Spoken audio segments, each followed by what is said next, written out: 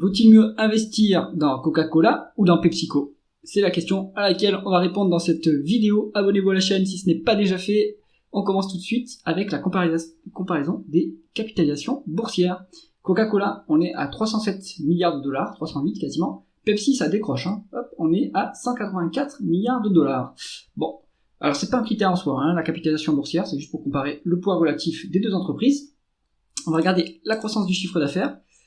Bon, ça fluctue pas mal, hein. On voit que dans l'absolu, Pepsi a un peu plus de croissance, un rythme annualisé sur 5 ans, mais ça se rapproche de Coca-Cola. Les deux ont subi un creux quand même assez important, hein, de 2016 à 2022, on était plutôt en décroissance sur Coca-Cola, et sur Pepsi, c'était un peu moins marqué. Bon, ici, on a quand même un avantage très clair sur Pepsi, hein, pour la croissance. Ensuite, les taux de marge. Alors, Coca-Cola, c'est 23% de taux de marge net, contre 10% pour Pepsi, avec une meilleure stabilité pour Coca-Cola. Donc, indéniablement, Coca-Cola est supérieur à Pepsi sur cette métrique. Ensuite, la conversion des bénéfices nets en free cash flow. Là, le match est direct plié. Coca-Cola a des free cash flow qui sont en train de plonger comparé aux bénéfices nets. Donc là, il y a depuis quelques trimestres des dépenses en capital élevées, possiblement, il faut aller creuser pourquoi les free cash flow sont négatifs. Mais là-dessus, Pepsi convertit beaucoup mieux ses free cash flow, ses bénéfices nets en free cash flow.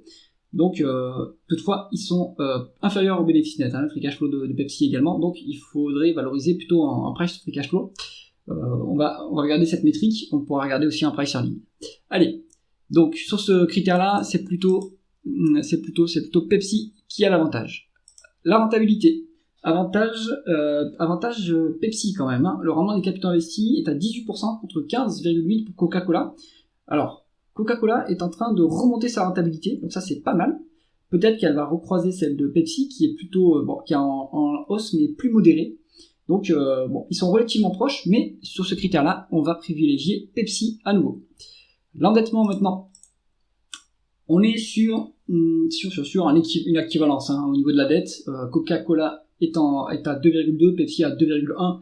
Là-dessus, on est plutôt en équivalence, donc il n'y a pas de clair vainqueur sur ce critère.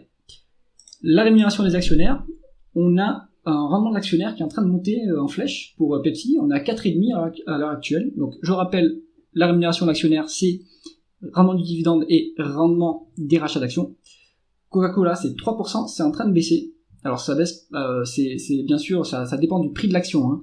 Donc attention en plus que c'est sur les 12 derniers mois. Ça sous-entend que la rémunération de l'actionnaire reste la même sur l'année prochaine, hein. Donc à l'heure actuelle, en tout cas, on a 4,5 par rapport au rendement de l'année passée sur Pepsi contre 3 sur Coca-Cola. À voir si c'est durable dans le temps, si l'année sur 2025 on aura le même niveau de dividende et le même niveau de rachat d'actions. Donc là ça monte parce que Pepsi a un cours de l'action qui est en train de baisser. Mais avantage Pepsi sur ce critère en tout cas. La valorisation, on va regarder en price earning. En fait, on peut pas regarder en price to free cash flow pour Coca-Cola puisque les free cash flow sont négatifs. Donc, on va regarder la valorisation en ratio cours-bénéfice.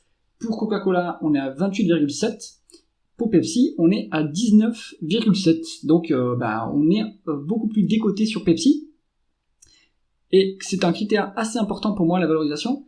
Donc, j'aurais tendance à privilégier plutôt Pepsi, hein, sur les divers critères qu'on a vus quand même. Meilleure rentabilité, valorisation plus basse, rendement actionnaire plus élevé, et marge plus faible, par contre moitié moindre. Donc ça joue en défaveur plutôt de Pepsi. Mais sinon sur les autres métriques, on est plutôt pas mal. Donc pour moi le vainqueur est Pepsi sur cette comparaison avec Coca-Cola. J'espère que cette vidéo vous a intéressé. Si c'est le cas, mettez un pouce vers le haut et pensez à vous abonner à la chaîne. À bientôt.